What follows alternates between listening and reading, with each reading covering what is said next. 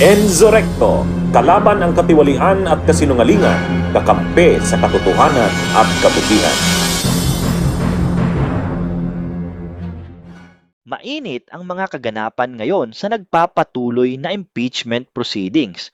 Usap-usapan ngayon ang naging krusyal na pagtatanong ni Senador Risa Hontiveros sa ating witness, kung saan marami ang humanga at nagsabing dinaig pa niya ang mga batikang abogado sa talas ng kanyang katwiran. Bakit natin ito nasabi, mga kabunyog?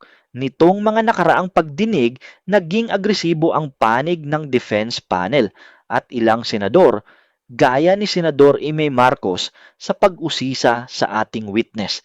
Ginamit nilang estratehiya ang mga napansing typographical errors at document discrepancies o mga pagkakaiba sa mga dokumentong isinumite ng witness para questionin ang kredibilidad nito.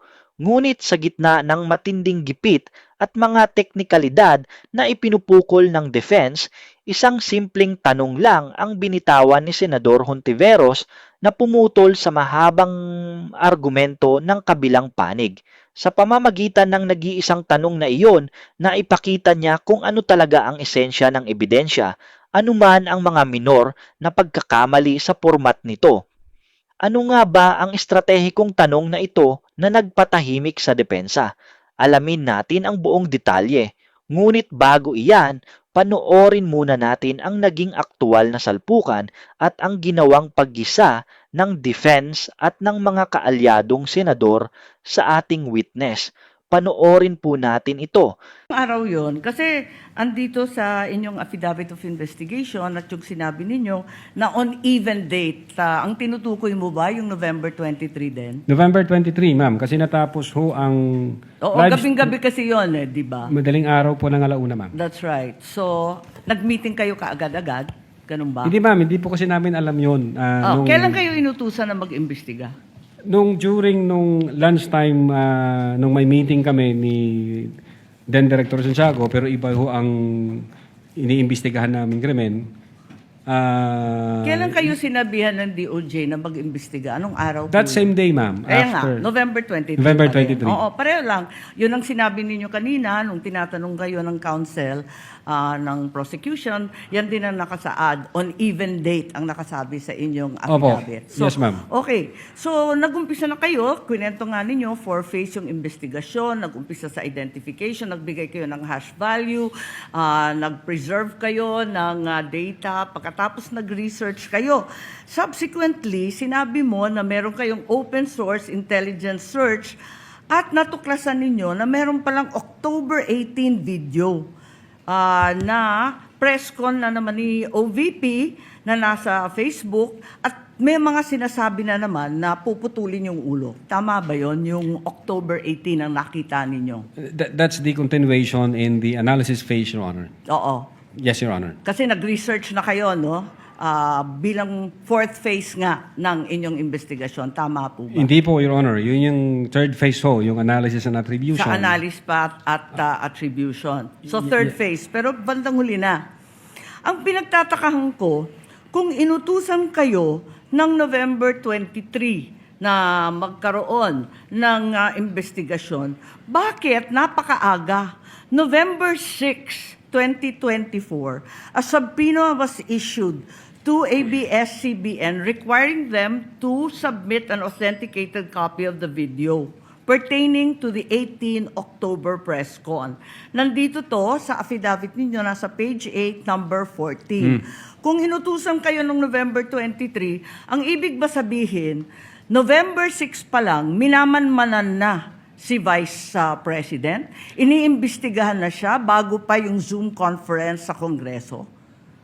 No, Your Honor. I believe that's a typo yung date. Sorry? Kasi that's a typo, Your Honor, yung date. Kasi makikita doon yung date noong appearance ng taga-ABS-CBN, which is consistent ho siya doon sa ibang initial Kailan ng ba yung subpoena. appearance? Kasi hindi ko nasusundan yung timeline ninyo eh.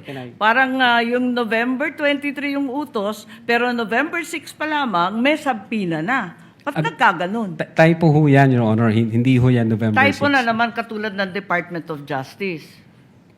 No, Your Honor. If I may refer to my notes, Your Honor. Oo, pakita mo na lang sa akin kasi nahanap ko, hindi ko masundan eh. You may do so, This is Counsel. page 6, number 14 po. November 6, 2024, subpoena to ABS-CBN.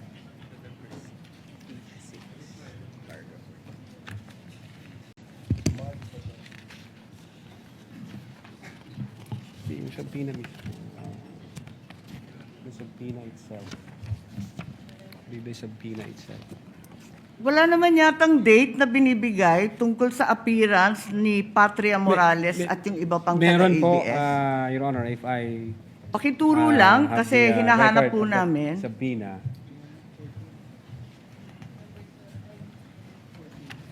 Yung subpoena mismo.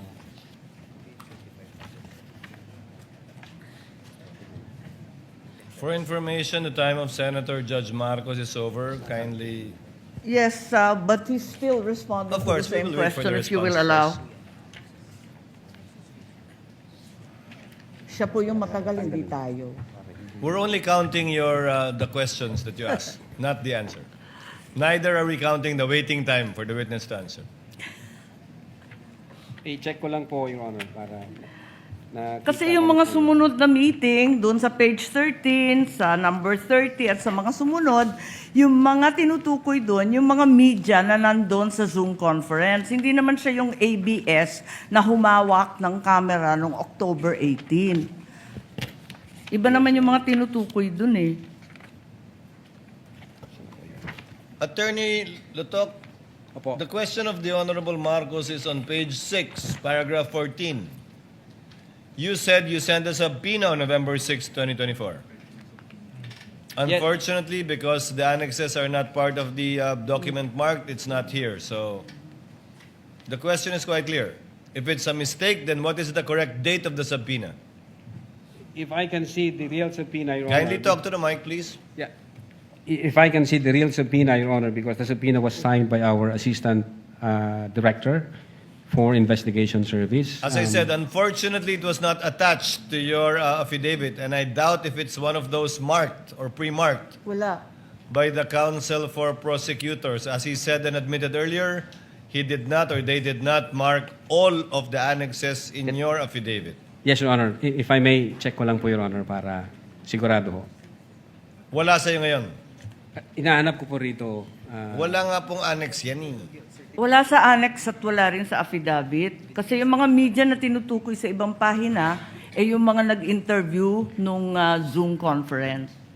Dito ho yung certified true copy daw, Your Honor. If I may, Your Honor, please, can I assist on this regard, if the court will allow? Only if you can produce a copy of the November 6 subpoena, counsel. Exactly, Your Honor. The documents are present. They are in the possession at present of the witness, Your Honor, please. They may not have been physically attached to the affidavit investigation, but they do exist in the records of the case as separate pre-marked documents, Your Honor, please. So Okay. it's here? Presiding officer, then is counsel saying that therefore the affidavit is defective or wrongful and With that all November 6 is not the right date? What then is the right date to With the all due subpoena respect, to Your Honor, ABS? please, with all due respect, we object to the use of the term defective. Counsel, we shall await. Let the Yes. document speak for itself. Yes, Your Honor, please. If it's there. The witness is Yes, now it in the was the process. witness who said that it was a mistake, not me. No, it doesn't make the entire affidavit of investigation defective. No, I merely said the date was wrong because that's what he said. Yes, Your Honor.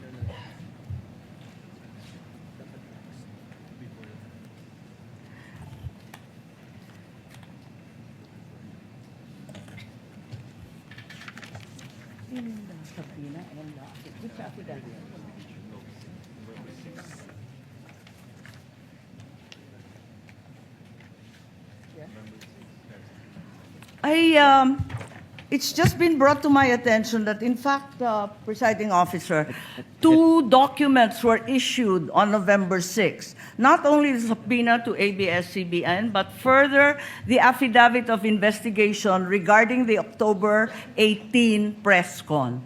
Can we please be clarified as to these two documents which don't seem to appear in the affidavit nor in the annexes provided? Let's first wait for the witness to answer the first question, Senator Judge Marcos. Okay. Yes, Attorney Lotok. If I may, Your Honor. Ito ho, ang subpoena, Duces Tycom, yung date ho ng appearance niya is December 11. Appearance po. Ang tinatanong Appearance. yung date ng subpoena. Date Attorney ng Lotok. subpoena, Your Honor, is 6th day of November 2024, which I believe this is a typo kasi magkakasunod ho ito doon sa mga inisyuan namin na media personalities. Attorney Lotok, typo na yung affidavit mo? Typo pa yung subpoena? Hindi po. What are you typo looking rin. at? The subpoena or the affidavit? Dalawa yan eh. What are you looking at, Attorney Lotok? The subpoena, Your Honor. So the subpoena is dated November 6. Okay. This- And the affidavit also is November 6. Dalawang typo carried over. Asan yung affidavit? Hindi ko pa nakita, ma'am, yung affidavit na November. Your Ikaw affidavit ang says pumirma November eh. 6. Pero patingin ako ng affidavit. Yung affidavit of investigation mo na binigay, pati I-check yung ko po, amended, carried over din. Yung first draft na rineject ng DOJ, yung ikalawa, parehong November 6. Saan? Pirmado ninyo eh. Page 6, Counsel, paragraph 14 of his affidavit of investigation.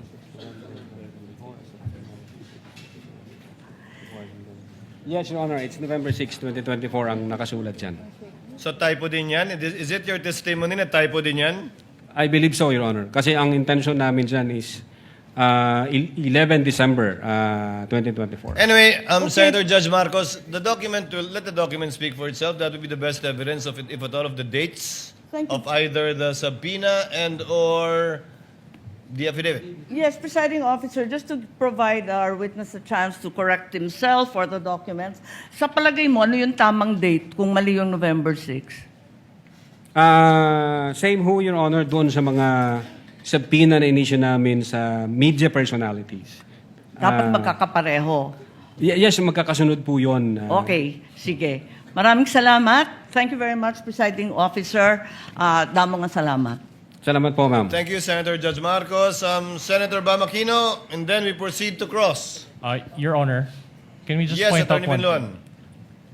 thing? Your Honor, regarding that matter, Your Honor, may we just manifest, Your Honor, for the record, that not only in paragraph 14, page 6, does the November 6, 2024 date appear, it also appears on the footnote. Footnote 12, November 6, 2024.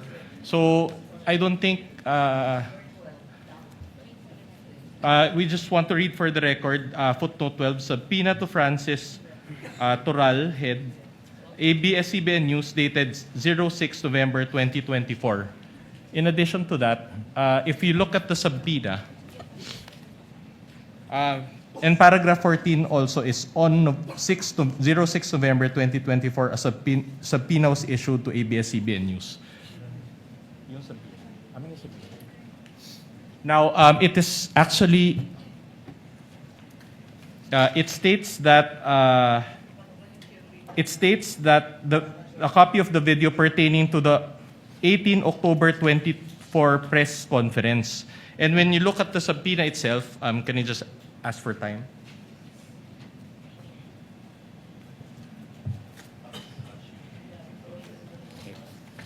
The subpoena, if you look at the subpoena, there's an attachment, and the photo there contained therein actually pertains to the 18 October 2024 press briefing. So in other words, Your Honor, this is a substantive, this is not a mere typography. Objection, Your Honor. Counter manifestation. The witness said it's typographical, that you are milking that and say it's The ma- substantial. Just The for the record, manifestation- it was a The manifestation. That's manifestation why a of counsel for counter-manifestation. respondent is duly noted.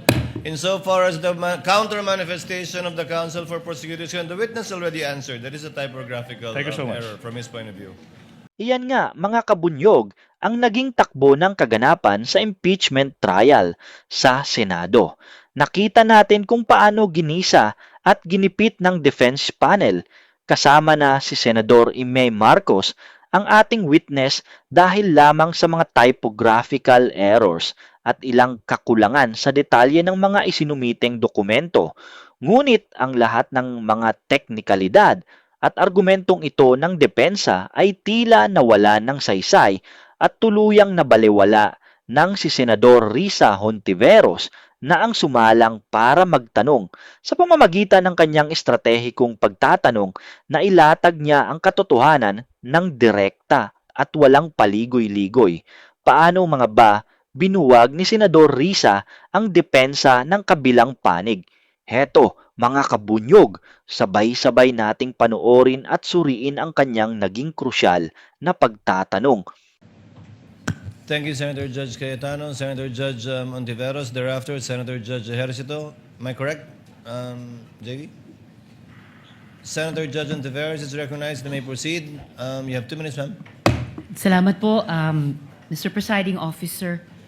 Less than 2 minutes din po. Attorney Lotok, sa gitna nung DOJ certification dated February 5, 2025 at yung pag-submit nyo ng kompletong affidavit of investigation na tinanggap na ng DOJ, may nagbago po ba sa di umanong sinabi ng Vice Presidente? Wala po, Your Honor. Wala. At sa gitna ng DOJ certification dated February 5, 2025 at yung pag-submit nyo ng kompletong affidavit of investigation na tinanggap na ng DOJ, may nagbago po ba sa rekomendasyon ng NBI? Wala po, Your Honor. Salamat po, Attorney Lotok. Salamat po, Mr. Thank you, Presiding Senator Officer. Judge Ontiveros. Senator Judge Ejercito. Yan nga, mga kabunyog, ang naging pagtatanong ni Senador Risa Hontiveros. Napakalinaw at walang paligoy-ligoy, isang direktang pagpapakita ng talas na dinaig pa ang ilang mga abogado sa pagdinig. Kung kayo ang tatanungin, mga kabunyog, aling argumento ang mas lohikal at mas madaling intindihin? Hindi ba ang panig ni Senador Risa? Napakasimple lang naman ng kanyang pinupunto. Ang katotohanan ay hindi mababago ng anumang teknikalidad, kahit pa nagkaroon ng ilang minimal na pagkakamali o discrepancy sa mga dokumento ng witness. Hindi nito mababago ang katotohanan na malinaw ang binitawang pagbabanta ni Vice Presidente Sara Duterte. Ang tanong ngayon, porke ba may typographical error sa dokumento, absuelto na ba at burado na ang ginawa niyang pagbabanta? Iyan ba ang gustong palabasin ng defense panel at ng mga senador na kakampi ng mga Duterte? Maging ang mga eksperto ay sumasang-ayon sa puntong ito, mga kabunyog. Kahit anong hanap ng butas ng depensa sa mga papel ng witness, hindi nito mapagtatakpan ang katotohanan na ang mga binitawang salita ng Vice Presidente ay mabigat at sapat na batayan para sa kanyang pananagutan sa batas. Upang mas lumalim pa ang ating pag-unawa, pakinggan po natin ang naging pagsusuri at pahayag ng isang legal expert hinggil sa isyong ito. Heto po, mga kabunyog. Bahagi din po yun nung gusto nila ipakita no, na baka tinatawag ho namin minsan pretextual. No? Kunyari nagkaroon ng investigasyon, no? Pero parang huwad. For show lang siya, no? So, hindi pa natin alam kasi, una, hindi pa tapos yung cross-examination. No? So, marahil yung mga tanong today, ma-highlight pa kung ano yung balak talaga idalhin nitong defense. But yung inconsistency ng dates, importante siya primarily in terms of undermining yung kredibilidad ng investigasyon. No? Kung seryoso nga talaga ito, bakit yung dokumento na na-produce ng investigasyon na yun, bakit parang hindi ganoon kalinis? Opo. And I think, maisingit lang, mas powerful yung point na yun na nagawa nila kasi hindi po yung taktika mukhang nag-iba. Hindi na po tayo ganun ka-focus doon sa objections nung presentation ng witness. Nag-focus tayo instead yung defense, no, kung paano bubutasin yung testimonya. Mas powerful yun kaysa doon sa hinaharangan lang yung pagpasok ng testimonya. But related to that, bakit ang depensa, ang diskarte niya, nakafocus dun sa technicality, sa legality, rather than refute kung talaga bang merong threat at seryoso ang threat, regardless kung may kinontrata o hindi. Hindi sila pumupunta dun eh. Dun sila pumupunta sa legal, sa technical na side ng argumento. So, is that a tactic, attorney? Well, una po, no, siguro kailangan natin alalahanin na depensa po talaga trabaho po ng depensa yun. Kung sa korte po to nangyari, ganun din po yung gagawin ng kahit sinong abogado, no? So, patas po yun, bahagi po yun ng pagseserbisyo nila kay VP Sara. But pangalawa po, baka ito yung nabanggit ko rin to kahapon kina Karen Davila, no, yung may tendency po kasi yung impeachment kamakailan na maging over-judicialized yung proseso. So Masyadong parang, legal. Masyadong legalistic. Ibig sabihin, over-judicialized. Na parang hindi naman po kasi dinisenyo itong process na ito na patakbuhin ng mga abogado or parang puro abogado lang po ang nag-uusap ukol dito.